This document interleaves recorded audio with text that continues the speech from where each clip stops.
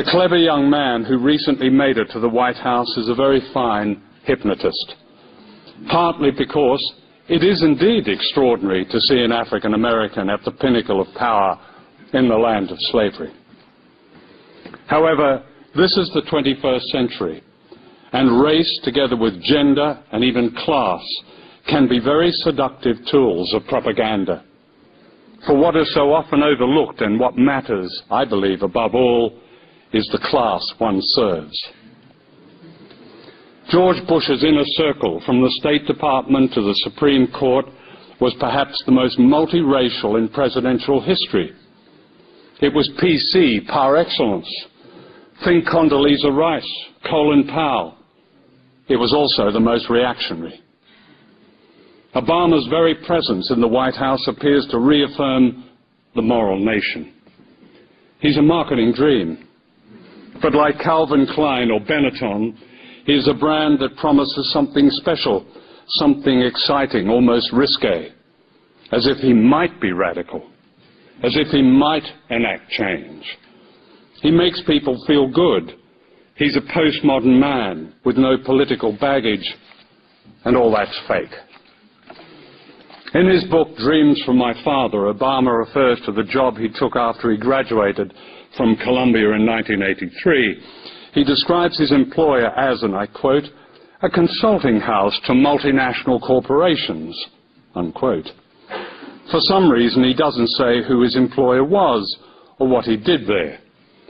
The employer was Business International Corporation, which has a long history of providing cover for the CIA with covert action and infiltrating unions on the left.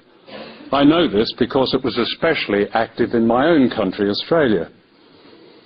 Obama doesn't say what he did at Business International, and there may be absolutely nothing sinister, but it seems worthy of inquiry and debate as a clue to perhaps who the man is. During his brief period in the Senate, Obama voted to continue the wars in Iraq and Afghanistan. He voted for the Patriot Act. He refused to support a bill for single-payer health care. He supported the death penalty. As a presidential candidate, he received more corporate backing than John McCain. He promised to close Guantanamo as a priority, but instead he's excused torture, reinstated military commissions, kept the Bush Gulag intact, and opposed habeas corpus. Daniel Ellsberg, the great whistleblower, was right, I believe, when he said that under Bush a military coup had taken place in the United States, giving the Pentagon unprecedented powers. These powers have been reinforced by the presence of Robert Gates, a Bush family crony, and George W. Bush's powerful Secretary of Defense, and by all the Bush Pentagon officials and generals who have kept their jobs under Obama. In the middle of a recession, with millions of Americans losing their jobs and homes, Obama has increased the military budget. In Colombia, he is planning to spend $46 million on a new military base that will support a regime backed by death squads and further the tragic history of Washington's intervention in that region. In a pseudo-event in Prague, Obama promised a world without nuclear weapons to a global audience mostly unaware that America is building new tactical nuclear weapons designed to blur the distinction between nuclear and conventional war. Like George Bush, he used the absurdity of Europe threatened by Iran to justify building a missile system aimed at Russia and China.